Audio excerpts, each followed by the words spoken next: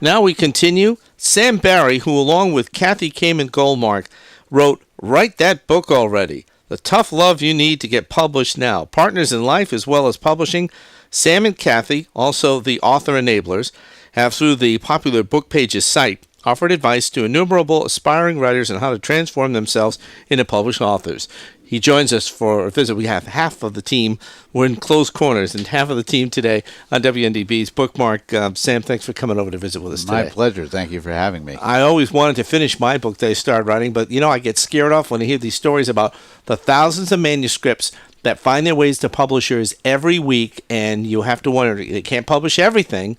So how do you encourage people to write that book? And it is a little scary, but anything worth doing, is a little tough. Let's face it. It's of course, it's not that easy to get published, but you can if you have a good idea and you stay with it. And what we try to provide in this book is a pathway that makes some sense. I mean, you work for one of the big houses. You work for HarperCollins. I do. I work for HarperCollins, and it's true that manuscripts come through and get rejected, and we almost never look at manuscripts unless the person has an agent.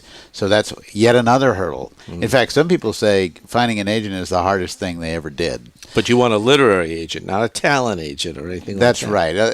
The kind of way it works is a literary agent will, if they believe in you and your book, will sell it, and then they get their money. They get 15% of any of the sales, anything from selling that book and product related to that book. Can I back up a moment? Because you wrote another book called How to Play the Harmonic and Other Life Lessons. That's right. What was that one? Because I didn't see that one. What was that all about? Well, I play the harmonica. I am the harmonica player in the Rock Bottom Remainders, I'm proud to say. And we'll be playing here. I don't know if you know that band. It's a book. It's a book of famous authors who always were so bad that we make sure that we're never getting paid, but we always try to raise money for literacy. Some of the members include my brother Dave Barry, Stephen King, Amy Tan. I knew this guy. And he's here too, right? Yes, and we'll be playing actually here at the book fair at 6 p.m. this evening. So come on over and sit down, dance around and play. So I do play the harmonica, and I love it. I play it well and enjoy it and have taught it to people. But the book isn't really just about playing the harmonica. It's about just being willing to have fun as an adult and fool around and try a new thing. Because I think sometimes we get a little stuck in a box as we get older, and we stop thinking we can try a new thing. Okay. So. Do you publish your brother's books? HarperCollins, we are not the publisher. I'd love to publish Dave's books, but we don't. No. Okay. He has a long-standing relationship with another publisher. All right. Does this book send a signal to the reader? Everybody's got a book inside them. They just need to get it published? Written and published? I hesitate to say that everyone has a book inside them. I would say it this way. Don't become an author because you want to be rich and famous. There are better ways to become famous on television I can think of, and becoming rich, you probably would do better to go into business or to invent a new .com site or something. The reason you may become rich and famous as an author, that does happen, but most authors actually do not become rich and famous. What they get to do is they get to do their passion. So that's the reason to write, is because you love to write. Now, and there's one other reason. Either you write because you love to write, or you write a book because you have a message that is best conveyed in book form. And it's one of those two reasons. So the best reasons to write. And then we'll see what follows in terms of money and more books and fame and all those, and the women and all the cars and all that other stuff. What are some of the tips you're going to give people here? Who writes a better book, men or women? Who writes a better? Well, I would, of course, women, because I like women. But no, men and women both write good books. It is a fact that women and men tend to read different kinds of books. Okay. As a general rule, there are more women reading fiction than there are men. Men may be seen more as reading nonfiction. Yeah. These are stereotypes, but they're true stereotypes. Well, it's true. I mean, most of the authors that I interview on a yearly basis, I'd say 95% of them are nonfiction writers. Yeah.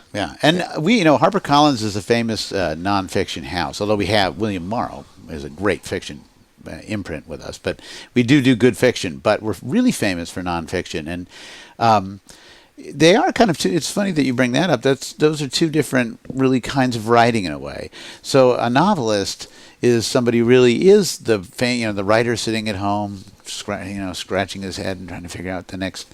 Whereas a nonfiction writer often has to be much more engaged in the world in terms of research and reality and fact and platform. You have to. I shouldn't use code words. Platform is a word that we use in publishing, by which we mean that the person has an audience already. So a fiction writer can have a platform. I'd say Stephen King has a pretty good platform. Yeah, but nonfiction authors in particular need to sort of have some way in which they're reaching the world already, so that when we publish them, we know people are going to listen to them. Why is that the guy to write about taxi cabs? All right, help me. I've got a guy who's managing me for speaking engagements, and he's been trying to get me to write a book. I've been doing a radio show for 20 years and thought about writing a book about the people I've interviewed. Do I have a platform? Yeah, you do. You do have a platform. A guy like you who interviews people, who's got a voice that people know, and you've met all these people, you got an interesting story, you absolutely have a platform. Is there more to do? Yes, but that is a great start right there.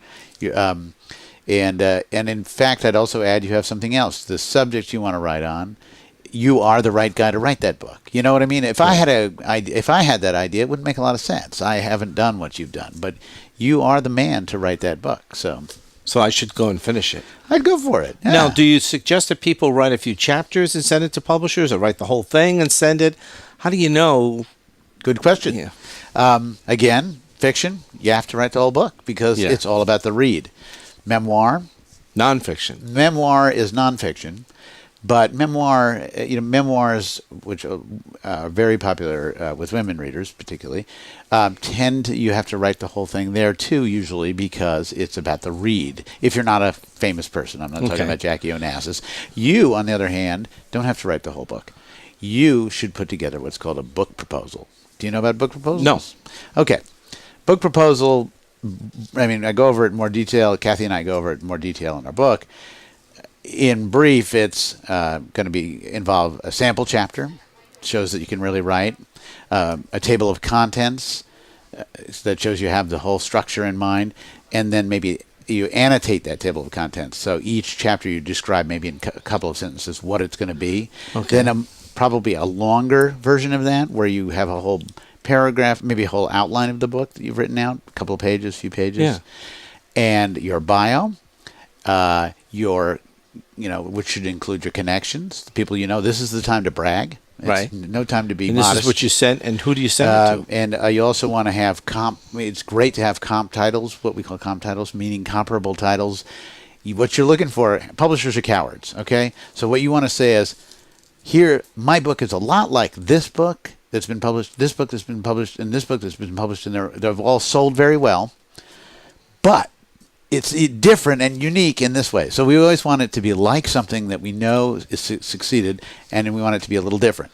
So you do that, and there's a little more to the proposal, but that's the gist of it. Do they want to hear a book title, or do they want to come up with it themselves, publishers? Come up with a title, come up with a subtitle, knowing full well Got that my title. They might yank it. They might yank it. And once they buy it, they own the idea of the title. So okay. But so I would send it. Is this your friend of yours as an agent? He's an agent, but he's for speaking agent, not a literary agent. So I have to get a literary agent before I could even send you guys anything.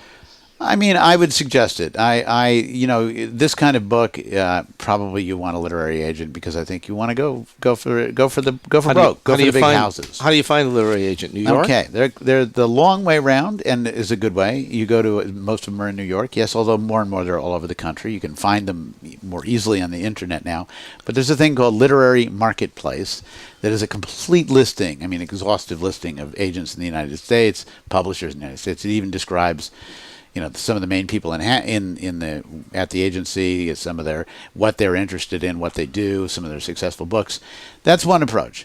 A little bit of a shortcut is go to a really good bookstore like Mitchell Kaplan's bookstore and walk in there and find the section where your book would be, which is a good thing for you to know right up. Well, how is it going to be sold? Where are we going to find this book in a bookstore? Because it'll make you think about how you're going to structure your book. Yep. Find that book. Open it up to the acknowledgement. Find a few of those books. Open them up to the acknowledgments. Any successful book will say, And I have to thank my wonderful literary agent, blah, blah, blah, blah, blah. They almost always do that. We thank our agent. Authors always do. Then you got the name of an agent who does your kind of book. Why does that matter? Because the way it works at a trade house like HarperCollins or Random House or any of the big Simon & Schuster, Penguin, is that editors are so busy acquiring editors, the people who actually are the ones who first look at your book and might buy your book and champion your book to the publisher. They are so busy, they're relying on agents to bring them materials. How does that work? Well, agents have relationships, right? It's just like everything else in life. So you find that kind of an agent who knows the editors who might be interested in your book. Great idea. All that's in this book, too? Yeah, we talk about all that in here. I think that's great. Well, you've actually helped me through this interview today. All right. You know? And it's a real pleasure to hear you and to speak with you. And you guys are going to be playing tonight at 6 o'clock? Yes. My wife, Kathy Kamen-Goldmark, and I, who wrote this book, together are going to be playing with the Rock Bottom Remainders. Kathy is the founder of the Rock Bottom Remainders. It was her silly idea. And it's been going for 18 years now, which means we can vote. It's called Rock Bottom. The Rock Bottom Remainders. That's a publishing term. Remainders are those books you see in the piles for $1 each. So that's hence the name. Good for you. Scott Turow will be there with us. He's a member. Yeah, of well, Scott's going to be wrote Innocent. I think he's going to be on tomorrow. You'll see him as a blonde if you come see the Rock Bottom Remainders. Very good. Sam Barry, our guest today on Bookmark. Thanks so much for being with us, Sam. It's great seeing you.